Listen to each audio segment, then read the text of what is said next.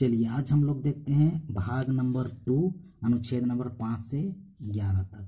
इधर हम लिखे हैं पर्सन, सिटीजन और माइनॉरिटी।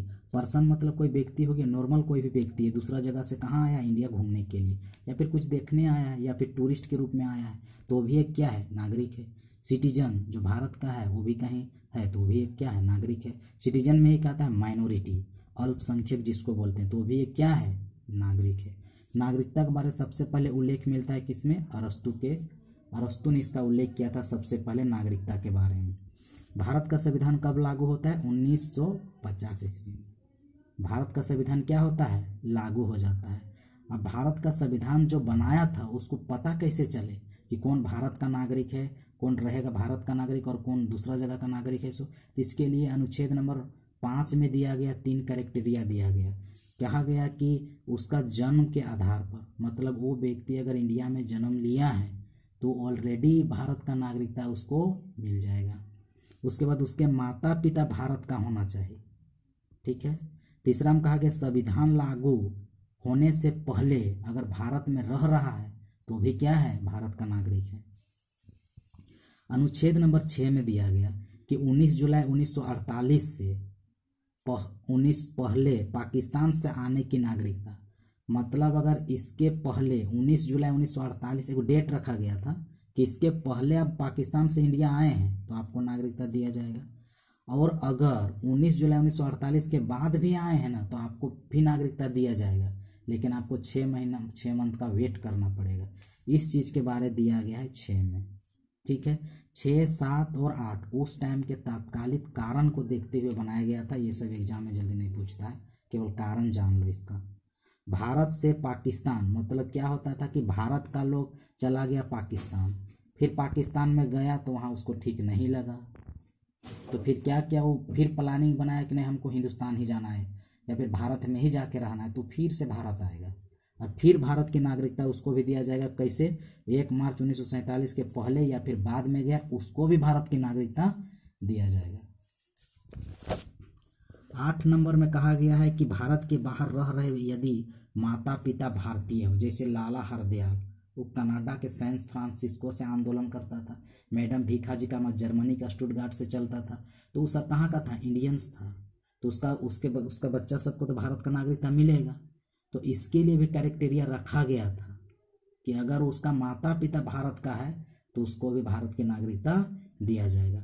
9 नंबर में क्या कहा जाता है कि अगर विदेशी नागरिकता लेने पर स्वतः भारत की नागरिकता खत्म हो जाएगी। 10 में कहा गया नागरिकता का बना रहना जब तक अनर्थ कार्य ना करे। इसका मतलब क्या है, मतलब आप देखिए जैसे इंडिया पाकिस्तान में युद्ध हो रहा है और आप पाकिस्तान का नारा लगा रहे हैं पाकिस्तान जिंदाबाद, तो आपको बर्खास्त कर दिया जाएगा, मतलब आपको पागल घोषित कर दिया जाएगा। यही चीज 10 में दिया गया। 11 में क्या दिया गया, नागरिकता का कानून संसद बनाएगी। संसद में भी कौन, तो गृह मंत्रालय। इस चीज के बारे इसमें दिया गया है। 5 नंबर में क्या है, नागरिकता अधिनियम 1955 में आया सबसे पहले, उसके बाद 1986 में, 1992 में, 2003 में, 2005 में, ठीक है। एक इसका दिया गया है कि जन्म के आधार पर नागरिकता। पहले कहा गया था कि जो इंडिया में जो भारत में जन्म लिया वो कहाँ का नागरिक होगा, भारत का नागरिक होगा, ऑब्वियसली होगा। तो इस तरह से चलते गया। अब मान लीजिए विदेश का आदमी भारत में आकर डिलीवरी हो गया, इसका मतलब थोड़ी ना कि उसको भी नागरिकता हम दे देंगे। तो इसको सुधार किया गया 1986 में। 1986 में ये कहा गया कि अगर उसका पिता भारत का होगा तो उसको भी नागरिकता दिया जाएगा। माता या पिता दोनों में कोई एक भारत का नागरिक होगा तो उसको भारत की नागरिकता दिया जाएगा। तो उसके बाद क्या करने लगा वो सब, जैसे पाकिस्तान वाला मान लिया जाए, पाकिस्तान वाला आ गया इंडिया पढ़ने के लिए, यह बाप बन गया। यही तो कहा भारत का संविधान ही तो कहता है कि माता रहना चाहिए या पिता रहना चाहिए भारत का, तो बच्चा भारत का नागरिकता प्राप्त कर लेगा, ठीक है। तो पाकिस्तान वाला इसका मिसयूज करने लगा, तो भारत सरकार का नींद खुल गया 1992 में। तो वंश के आधार पर अब भारत सरकार कह दिया कि नहीं, अब वंश के आधार पर चलेगा, क्या चीज, ये दिया जाएगा, नागरिकता दिया जाएगा। तो 1992 में कहा गया नहीं, पिता के थ्रू ही नागरिकता आपको दिया जाएगा। तो ठीक है, ये चलते गया 2003 आ गया।